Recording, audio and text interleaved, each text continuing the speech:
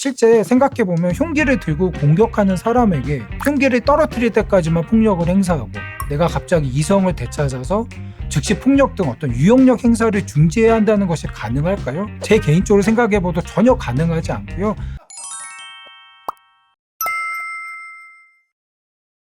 최근에 좀 뉴스 보기가 많이 좀 무서우시죠? 칼부림이다, 아니면 묻지마 폭행이다, 불특정인을 대상으로 하는 범죄가 눈에 띄게 늘면서 이 불안을 호소하는 사람들이 많습니다.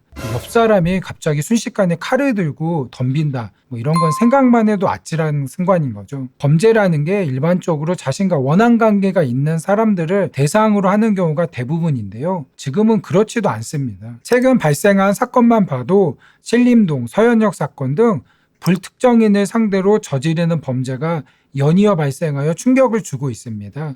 자신과 아무런 관계가 없는 불특정 다수를 상대로 무차별적인 폭력을 휘둘렀는데요. 우리나라에서는 소위 묻지마 범죄 사례가 많지는 않았으나 일본 등 다른 나라에서는 이런 유형의 범죄가 발생하여 사회적으로 큰 문제가 된 적이 있었습니다. 이러한 사건이 발생하면 또 문제가 되는 게 모방범죄가 지속적으로 발생한다는 점입니다. 최근에도 범죄를 예고하는 글이 인터넷상에 퍼지면서 불안감이 조성되고 있는 상황입니다. 정신질환 등 병 때문에 범죄를 저지르기도 하고요. 자신의 처지를 비관하면서 어떤 왜곡된 형태의 폭력으로 분노를 분출하는 사례도 많이 있습니다. 다만 대부분의 범죄자들은 정신적인 질환을 양형사유로 주장하는 경우가 많은데 단순히 질병이 있다는 사정만으로 처벌을 강경하는 것은 분명 문제가 있어 보입니다. 반대로 그러한 질병이 있다는 이유만으로 어떤 잠재적 범죄자 취급을 하는 건 역시 자제해야 하지 않을까 싶습니다. 실제 범죄를 저질러 사상자가 발생한 경우에는 당연히 어떤 살인죄, 살인미수죄 및 상해죄 등 해당 어떤 범죄가 성립합니다.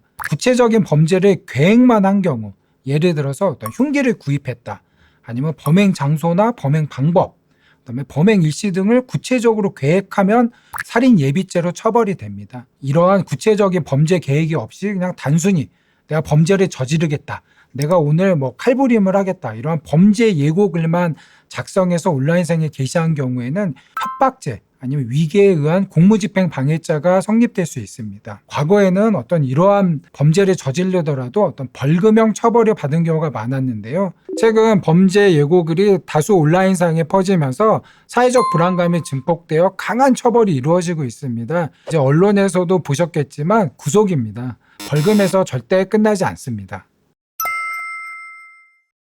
이러한 일이 발생하면 안 되겠지만 자신의 생명, 신체를 보호하기 위해 좀 불가피하게 폭력을 행사하게 될 경우 정당방위가 인정되는지에 대해서 많이들 궁금해하십니다.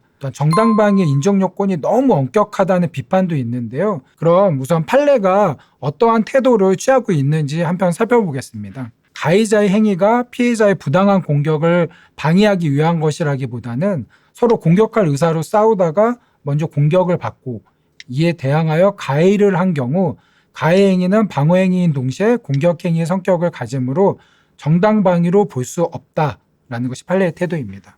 즉 맞기만 하면 문제가 안 되는데 맞고 나서 때리면 이때부터는 좀 문제가 발생할 수 있다는 겁니다.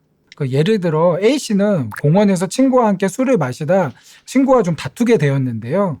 친구가 들고 있던 흉기에 팔이 찔리자 화가 난 A씨가 친구의 손을 쳐서 흉기를 떨어뜨린 다음에 친구를 폭행해 전치 5주의 상해를 입힌 사안이었습니다. 이때 법원에서는 또 정당방위를 부정했습니다.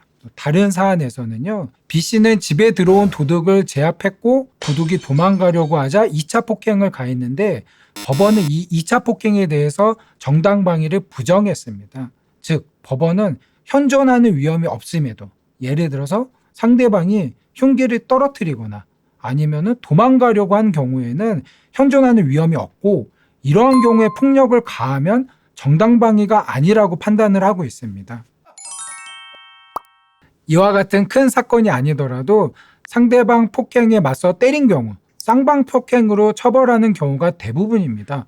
그러면 그냥 때리면 맞고 합의금을 받는 게 이득이다 라는 좀 자조적인 반응이 있는 것도 좀 이러한 형사실무 관행에 기인합니다. 다만 이러한 판단은 행위자에게 닥친 어떤 당시의 급박한 사정을 고려하지 않고 사건을 너무 도식적으로 본다는 비판을 받고 있습니다. 실제 생각해보면 흉기를 들고 공격하는 사람에게 흉기를 떨어뜨릴 때까지만 폭력을 행사하고 상대방이 흉기를 떨어뜨리면 내가 갑자기 이성을 되찾아서 즉시 폭력 등 어떤 유형력 행사를 중지해야 한다는 것이 가능할까요? 제 개인적으로 생각해봐도 전혀 가능하지 않고요. 상당히 많은 사람들한테 이거는 불가능한 것을 강요하는 것 같습니다.